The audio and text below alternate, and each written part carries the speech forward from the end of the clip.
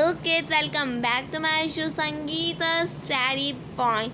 Please like this video, share this video and subscribe to my channel and press the bell icon to don't miss my another updates. तो कैसा लगा आपको story telling video ज़रूर comments में बताना। और अभी तक जिसने नहीं देखा जाके ज़रूर देखो, वो हमारी स्कूल की स्टोरी का एक छोटा सा पार्ट है, ज़रूर के देखो। और आज हम लेके आज के साइंस का चैप्टर नंबर फर्स्ट, जहाँ पे अपन ने लीव किया था वहाँ से ही डिफ्यूज़न की डेफिनेशन अपन ने पढ़ी थी। अब समझ लेते हैं होता क्या है। जो सब्सटेंस जैसे कार्बन डाइऑक्साइड और ऑक्सीजन जो सेल मेम्ब्रेन में डिफ्यूज़ हो जाते हैं, मैं समझाती हूँ। जैसे मान लीजिए जो राम और सीता हैं वो जा रहे हैं टिया के पास, तो राम और सीता गए और वो मिल गए तो वो दोस्त बन गए। तो वैसे ही डिफ्यूज़न होता है। कार्बन डाइऑक्साइड और ऑक्सीजन पहले जो दोस्त थे वो एक्रॉस आगे चले तो सेल मेम्ब्रेन के पास मिले और उनका क्या हो जाएगा, डिफ्यूज़न हो जाएगा। इसको इजी वे में समझोगे ज़्यादा क्लियर होएगा आपको। सब सब्सटेंस लाइक कार्बन डाइऑक्साइड और oxygen can move across the cell membrane by a process called diffusion. चलिए आगे बढ़ते हैं। We have study the process of diffusion in earlier chapters. अपन ने ये प्रोसेस को पहले केमिस्ट्री के चैप्टर में भी अर्लियर चैप्टर में पढ़ लिया था। तो समझते हैं आगे क्या बोला गया है। We saw that there is a spontaneous movement. तो ये बहुत इम्पॉर्टेंट है। We saw that there is a spontaneous movement of a substance from a region of high concentration to region where it concentration low. अगर बच्चों आपको handmade notes ज़्यादा पसंद है तो डू कमेंट्स डाउन। मैं हैंडमेड नोट्स के आपके वीडियो बनाऊंगी क्योंकि इससे ज़्यादा क्लियर नहीं हो पाता है, I know that, but tomorrow I will send you handmade notes. तो हैप्पी। हाँ, जो अपन यहाँ पे थे वापस चलते हैं अपने टॉपिक पे। क्या था, अपन ने स्पॉन्टेनियस मूवमेंट के बारे में नहीं पढ़ा है। ये बहुत इंपॉर्टेंट मूवमेंट होता है of a substance from region of high concentration to low concentration. क्या बोला गया है, जो एक स्पॉन्टेनियस मूवमेंट है वो हाई कॉन्सेंट्रेशन टू कहाँ जाता है, low concentration. Low concentration to high concentration नहीं जाता, high concentration to low concentration. अपन ऐसे बोलते हैं ना, बीपी हाई चले गया तो हाई बड़ा ज़्यादा चले गया। High concentration to region where it's concentration is low. Low मतलब कम होना। Sometimes similar to happens in cells where for example some substance like CO2। some substance क्या होते हैं बच्चों, वो सिमिलर होते हैं जो सेल्स में होते हैं। जैसे आपने एग्जांपल देखा होगा अपने प्लांट्स और मोनिंग्स के। CO2 प्लांट्स हमें क्या देते हैं, ऑक्सीजन देते हैं, O2 देते हैं, और हम प्लांट्स को क्या देते हैं, CO2 कार्बन डाइऑक्साइड। सबको क्लियर है यहाँ तक? ये सब ने 6th में पढ़ा होगा और 5th में थोड़ी थोड़ी जानकारी ले ली होगी प्लांट्स के डायग्राम्स में। ऑलराइट, जिसने नहीं पढ़ा, अगर नहीं समझ में आया ढंग से, तो मैं आपके लिए इसका वीडियो बनाऊंगी। अगर आपको चाहिए तो do comments down. Which is cellular waste. और क्या होता है, वो एक सेलुलर वेस्ट होता है, requires to be excreted out by the cell. जो वेस्ट होता है वो आउट आ जाता है from the extracted out from the cell. Clear हो चुका है ये बात? अपना जो वेस्ट होता है वो यूरिन के थ्रू आ जाता है। ऑलराइट, वैसे ही प्लांट्स में क्या होता है, वो extracted out from the cell. वो झड़ जाते कभी कभार, जब खराब पत्ते हो जाते तो वो झड़ जाते अपने आप। यही कहने का मतलब है इसका। accumulates in high concentration inside the cell. In the cell external environment, the concentration of CO2 is low compared to that inside the cell। क्या कहने का मतलब क्या है, समझो। कहने का मतलब है in the cell external environment, not internal. Internal का क्या मतलब होता है, अंदर की तरफ, एक्सटर्नल का बाहर की तरफ। ढंग से समझना। अगर आपने सुना होगा एक्सटर्नल एंगल और इंटरनल एंगल, तो इंटरनल का क्या बताया था, इंटरनल का बताया था कि जो अंदर की साइड के एंगल है वो बताओ, और जो बाहर की साइड के एंगल है वो बताओ। एक्सटर्नल का मतलब क्या होता है, जो बाहर की साइड है, और इंटरनल का अंदर की साइड है। आई क्या हो जाएगा, इन का मतलब अंदर, और एक्स एक्सटर्नल, बाहर की तरफ। समझने की कोशिश करना।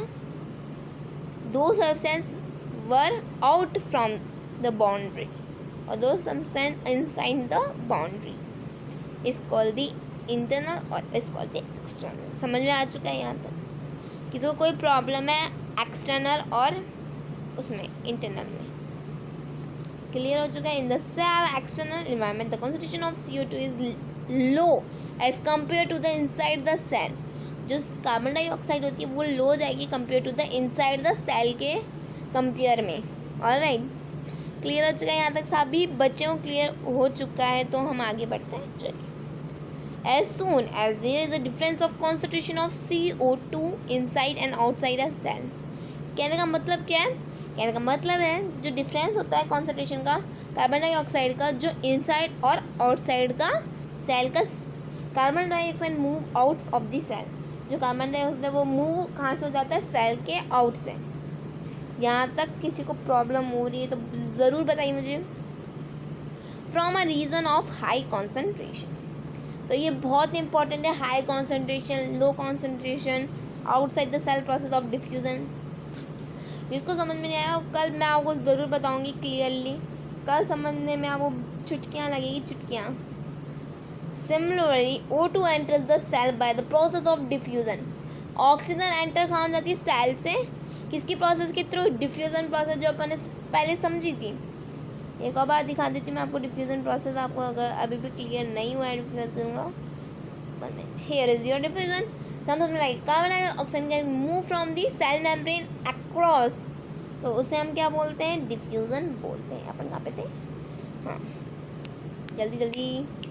हाँ, diffusion. Similarly O2 enters the cell, but sorry ये तो हो चुका है। Thus, diffusion plays an important role in gaseous exchange between the cell as well as the cell and external environment। कहने का मतलब क्या है? कहने का मतलब ये है डिफ्यूज़न क्या है? एक इम्पॉर्टेंट है, एक इम्पॉर्टेंट रोल प्ले करता है from to gaseous exchange between the cell as well as the external environment, बाहर का इन्वायरमेंट। क्लियर हो चुका है? Water also obeys the law of diffusion. Water क्या है? एक ऑल्सो प्रोसेस है डिफ्यूज़न की। ये बहुत इंपॉर्टेंट है। Water is the best example of diffusion. The movement of water molecules through such a selectively permeable membrane।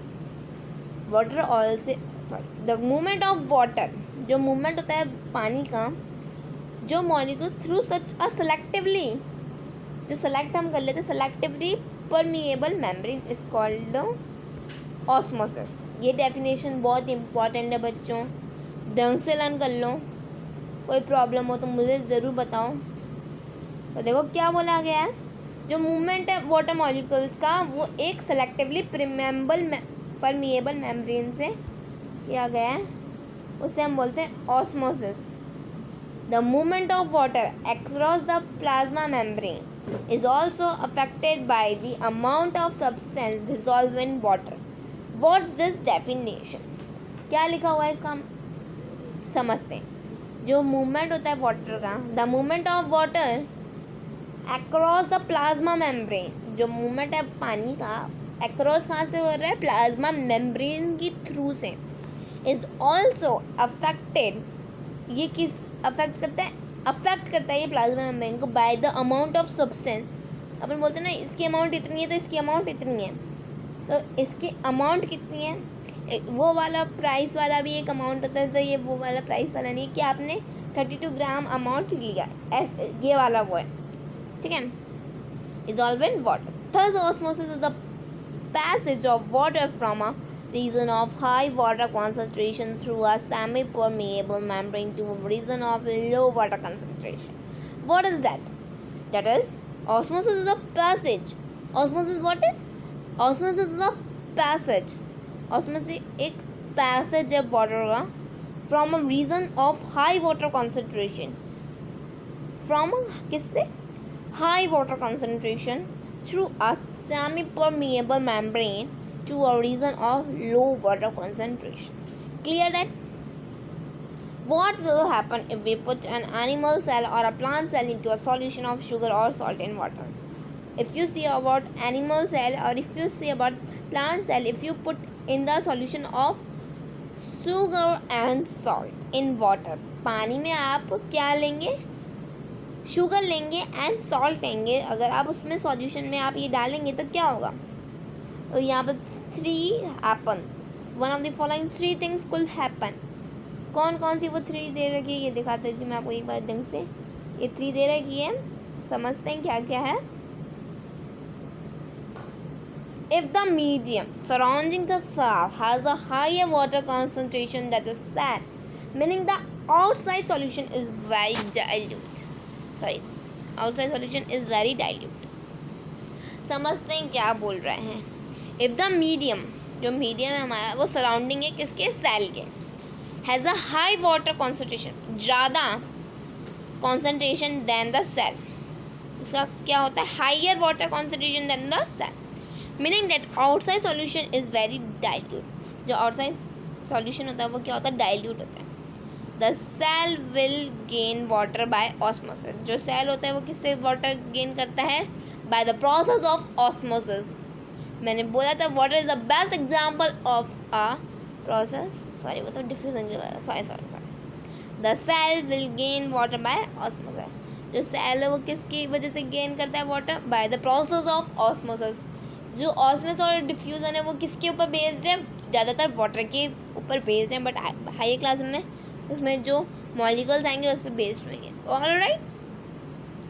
Such a solution is known as a hypotonic solution. उस solution को हम क्या बोलते हैं, हाइपोटोनिक सॉल्यूशन. ऑलराइट. क्लियर हो चुका है यहाँ तक सारे बच्चों को. Water molecules are free to pass across the cell membrane. वो खुले सेल हैं जो हर जगह सेल मेम्ब्रेन को अक्रॉस करें बोथ डायरेक्शन से. समझ में नहीं आया होगा, ठीक है, मैं समझाती हूँ. मुझे भी पहले जब मैं 9th में थी जब मुझे भी समझ में नहीं आया था, पर अब समझ आ चुका है. जो वाटर है मॉलिक्यूल्स का जो फ्री है बिल्कुल, मान लीजिए आपको बोला है आप फ्री हो, अब आप जा सकते हो. अब ऐसे बोलते हैं ना, आप फ्री हो, अब आप जाओ. तो जो वाटर मॉलिक्यूल्स है वो फ्री है, वो आराम से खुले हैं, वो आराम से पास करें किसको, सेल मेम्ब्रेन को. ऑलराइट. इन बोथ डायरेक्शन, दोनों डायरेक्शन में से. But more water will come in to the cell than will leave. अगर ज़्यादा वाटर आ जाए तो वो सेल क्या हो जाएगा, वो लीव कर देगा. The net overall result is that water enters the cell. जो वाटर है वो किसके एंटर हो जाएगा, सेल के एंटर हो जाएगा. The cell is likely to swell up. जो सेल है वो किसके लाइकली हो जाएगा, स्वेल अप के. जो सेकंड पॉइंट है वो ही बहुत इंपॉर्टेंट है. Second point is here, if the medium has exactly the same water concentration as the cell, there will be no net movement of water across the cell membrane. What is that? If the medium, जो medium है आपका वो exactly same होता है water concentration में, क्या होता है, वो सेम होता है, एक जैसा होता है. There will be no net movement of water. तो कोई वहाँ पे क्या होता है, कोई नेट मूवमेंट नहीं होता है वाटर का जो सेल मेम्ब्रेन के अक्रॉस होता है. Such a solution is known as isotonic solution. उस सॉल्यूशन को हम क्या बोलते हैं, आइसोटोनिक या isotonic solution. Alright. Water crosses the cell membrane in both direction. जो वाटर है वो किसको क्रॉस करे, सेल मेम्ब्रेन को, दोनों डायरेक्शन से. But the amount going same as the amount going out. जो सेम अंदर की तरफ है वही बाहर की तरफ सेम अमाउंट रहेगी. So there is no overall movement of water. ये यहाँ पे कोई भी मूवमेंट नहीं है, ज़्यादातर कोई मूवमेंट नहीं है वाटर का. The cell will stay the same size. जो सेल है वो क्या है, सेम साइज के हैं. फर्स्ट पॉइंट पे अपन ने क्या समझा था, result if water enters the cell, cell is likely to swell up.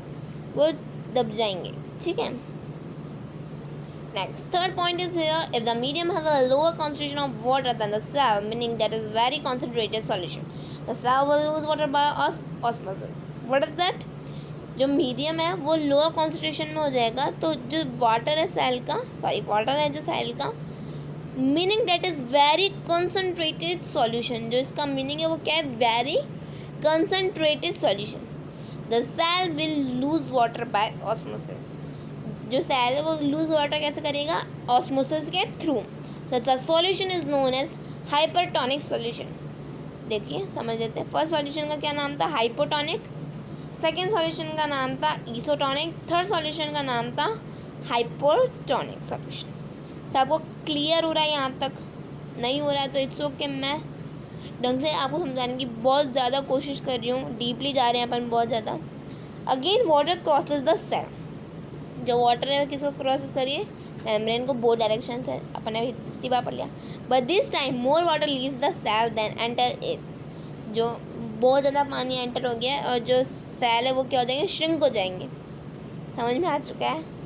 Don't forget. और ये ज़्यादा इम्पॉर्टेंट तो है बट आपके अभी पेपर्स में नहीं आएंगे तो डोंट टेंशन इट। शायद आ भी जाएँ तो आप छोटी छोटी स्मॉल स्मॉल डेफिनेशन लिख सकते हैं। Do comments down this definition. Alright, अभी देखो मेरे बच्चों को क्या आया। Thus osmosis is a special case of diffusion through a selectively permeable membrane. जो ऑस्मोसिस है वो एक स्पेशल केस है डिफ्यूजन का, जो थ्रू करता है एक selectively permeable membrane. Now let us try out following activity. Alright, activity 5.3 osmosis with an egg. Osmosis किसके अंदर देखेंगे हम? एग के अंदर। एग जानते ना सब। Remove the shell of an egg by dissolving dilute hydrochloric acid. अपन को रिमूव कर देना शेल को, वाइट वाइट सा जो शेल होता है उसका रिमूव कर देना। किसके हेल्प से? हाइड्रोक्लोरिक एसिड की वजह से। The cell is mostly calcium carbonate. जो शेल है वो किसके कैसा है? कैल्शियम कार्बोनेट की वजह से। Thin outer skin now encloses the egg. जो थिन आउटर स्किन है वो किसके क्लोज है? इनक्लोज है, एग के इनक्लोज है। Put the egg in pure water. आपको एग को पुट कर देना है प्योर वाटर में, बिल्कुल जो फिल्टर का पानी होता है प्योर वाटर में रख देना है। And observe after 5 minute. 5 minutes के बाद क्या होगा? What do we observe? The egg swells because water passes into the osmosis. आ गया? जो एग है वो क्या हो जाएगा? स्वेल हो जाएगा। किसकी वजह से? ऑस्मोसिस की वजह से। B, please similar the shell egg in a concentration salt solution and observe for 5 minutes the egg shrinks white. What is the place a similar D shelled. वही आप वो सिमिलर शेल्ड को आपको रख देना है सॉल्ट सोल्यूशन में and observe for 5 minute. 5 minute में आप बाद आपको देखना है द एग श्रिंक्स। जो एग हो वो श्रिंक हो जाएगा। Y water passes out of the egg solution into the salt solution? Because the salt solution is more concentrated. क्या है? वो ज़्यादा कंसनट्रेटेड है। तो चलिए बच्चों, आज के लिए इतना ही। Thanks for watching. अगर आपको वीडियो पसंद आता है तो प्लीज़ ज़रूर लाइक कीजिएगा, मुझे बहुत अच्छा लगता है अगर वो भी मेरे वीडियो को लाइक करता है। और फर्स्ट 3 कमेंट्स के नाम मैं अपने वीडियो में अगले वीडियो में लूँगी, तो प्लीज़ डू कमेंट्स। तब तक के लिए bye, take care, stay safe, stay healthy.